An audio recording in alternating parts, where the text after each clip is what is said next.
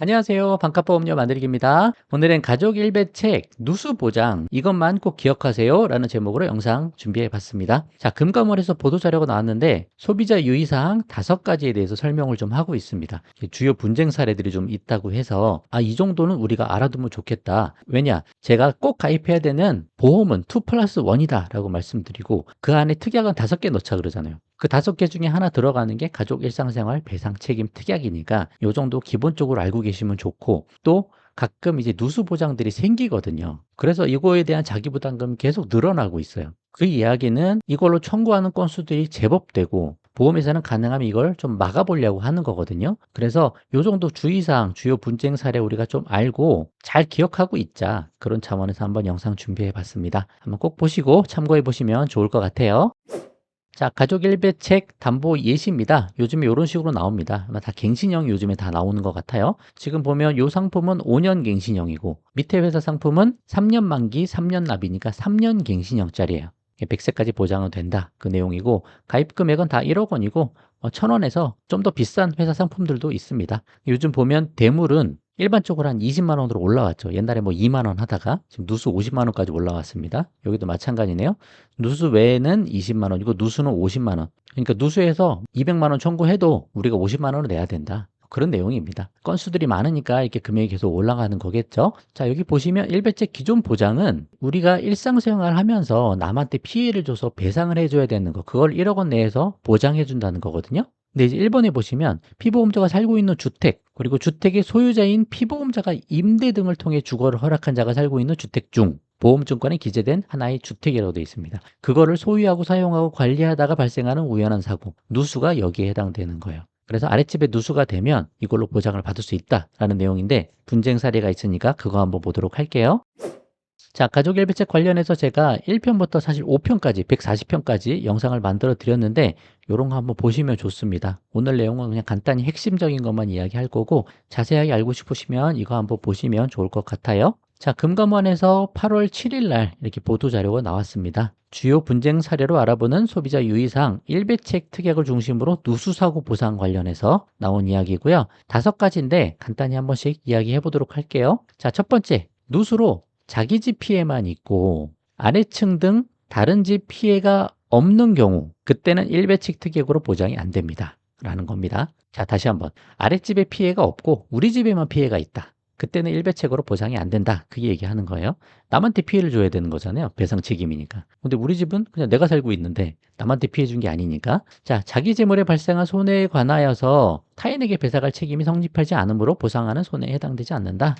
소비자 유의사항은 일배책은 원칙적으로 남의 집에 발생한 누수 피해를 보장한다. 그죠? 누수 사고에 따른 우리 집 수리비 등의 손해를, 우리 집, 내가 살고 있는 집 손해를 폭넓게 보상받기 위해서는 급배수 시설 누출 손해 특약에 가입하는 것이 좋다라고 했습니다. 자, 일배책은 자기 집 보상은 안 되고 남의 집 보상을 하는 거고요. 아랫집이겠죠?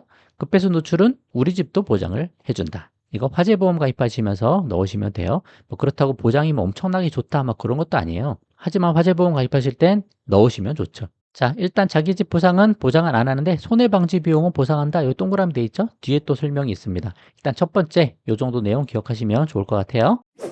자, 두 번째, 일배책 특약으로는 주로 다른 집 수리비가 보상되고, 그쵸, 아랫집 피해 받은 거 그 수리하는 비용이 되겠죠. 자기 집 수리비는 손해방지 비용으로 인정되는 경우에 한해서 보상됩니다. 그러니까 우리 집 피해는 원래 보상 안 하는데, 그러나 손해를 방지하는 데 쓰는 비용까지는 일배책에서 우리 집 수리 비용도 보장을 해주겠다. 왜냐, 내가 수리를 안 하고 가만히 있어요. 그럼 밑에 집에 계속 피해가 더 누적될 거 아니에요. 그럼 나는 나 몰라라라고 그냥 가만히 있어요. 나한텐 피해가 없으니까. 어차피 나 보장도 안 되네? 라고 할 경우는 문제가 생길 수 있잖아요. 아래집 피해가 커지니까. 그러면 손해를 방지하는 비용까지는 일배책에서 보상을 해준다, 그렇게 이해를 하시면 될 것 같습니다. 자, 손해 방지 그리고 경감을 위해서 지출한 필요 또는 유익하였던 비용, 손해 방지 비용을 보상한다. 이거는 자기 집 수리비도 보상될 여지가 있다고 나와 있고, 자, 여기서 이것만 보시면 될 것 같아요. 손해 방지 경감을 위한 비용, 누수 탐지하는 비용, 어디서 누수가 됐는지 확인을 해야 될 거잖아요. 그 비용 보상한다는 거예요. 또 배관 또 철거하고 교체를 해야 되는 비용이 포함될 수 있다라는 겁니다. 그런데 예를 들어 타일 공사에 배관 철거 뭐 그런 거 하기 위해서 타일을 이렇게 제거해야 되잖아요. 그런 것까지는 이게 뭐 손해를 방지하려고 하는 건 아니지 않냐. 또 폐기물이 잔뜩 나오니까 폐기물 처리하는 것까지는 손해 방지 비용이라 볼 수 없지 않냐. 요런 건 안 돼도 요런 것까지는 보상이 될 수 있다라는 거죠. 뭐 사안별로 판단이 상이할 수는 있는데 큰 틀이 있다라는 거 그 정도 생각하시면 될 것 같습니다. 그리고 별도로 누수 원인 탐지 행위 그 자체는 누수 원인을 발견했든지 못했든지 성공 여부와 무관하게 보상 가능하다라고 되어 있습니다. 실제 그 사례까지 여기 막 자세히 나와 있는데 그거는 다 뺐어요. 내용이 되게 많아져서. 그러니까 요 정도 개념 잡으시면 될 것 같아요. 일부는 우리 집도 보상을 받을 수 있다. 그 내용입니다.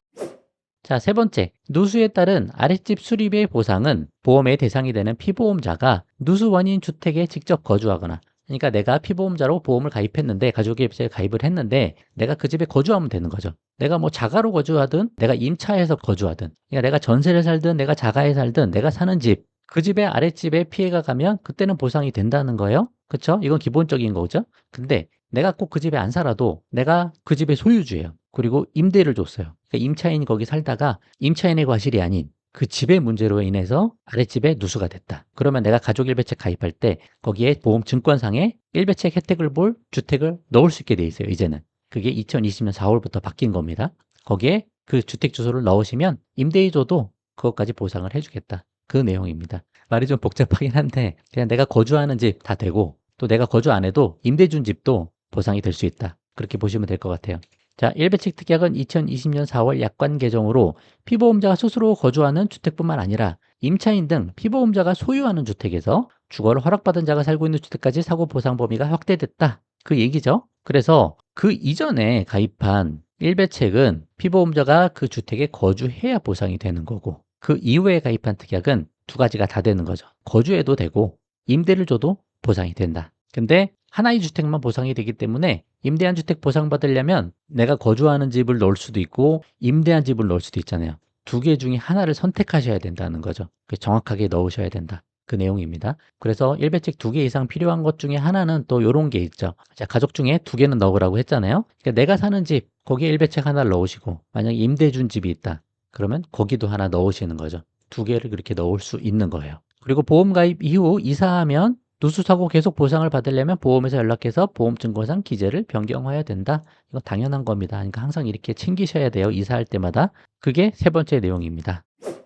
네 번째는 누수로 인한 복구 공사 시공 전에 업체로부터 공사비 견적을 받은 후 견적 받아볼 거 아니에요. 수리 비용에 대해서. 보험회사에 먼저 문의 한번 하라라는 거예요. 이게 적정 공사비 수준인가 판단을 하자 이거죠. 왜냐? 보험회사에서 야 이거 너무 많은데 내가 생각한 것보다? 너 왜 어떻게 이런 회사를 골랐어? 라고 하면서 덜 지급할 수 있다는 거예요. 그래서 객관성이 담보되지 않은 견적에 대해서 보장받지 못할 수 있으니까 누수로 인한 복구 공사 시공 전에 실제 딱 작업 들어가기 전에 업체로부터 공사비 견적을 받고 보험회사랑 문의해서 조절을 해보란 그런 이야기로 보시면 될 것 같습니다. 어차피 이런 상황이 발생하면 보험회사 전화할 수밖에 없거든요. 저도 이런 경우가 있어가지고 그럼 보험회사 담당자랑 얘기하시면서 이렇게 물어보시면 됩니다. 견적 받아보라 하실 거예요. 그럼 받아보고 얘기를 좀 하시면 되는 거죠. 그렇게 풀어가시면 될 것 같아요. 자, 마지막 다섯 번째입니다. 누수 사고의 원인이 아파트 옥상, 복도, 주차장 등 전용 부분이 아닌 내가 사는 전용 부분이 아닌 공용 부분에 있는 경우 개별 세대가 가입한 일배책 특약으로는 보상이 안 된다라는 겁니다. 나는 우리 집에 대해서만 가입을 한 거지 공용 부분까지 가입을 해서 거기 보장된 건 아니다라는 거예요. 뭐 그런 내용이니까 뭐 당연한 내용일 수 있겠죠. 우리 집 내에서 발생한 누수 사고일 때 보장이 된다. 그 정도 내용만 참고하시면 좋겠습니다. 자, 좀 어렵습니다. 그죠? 어렵죠?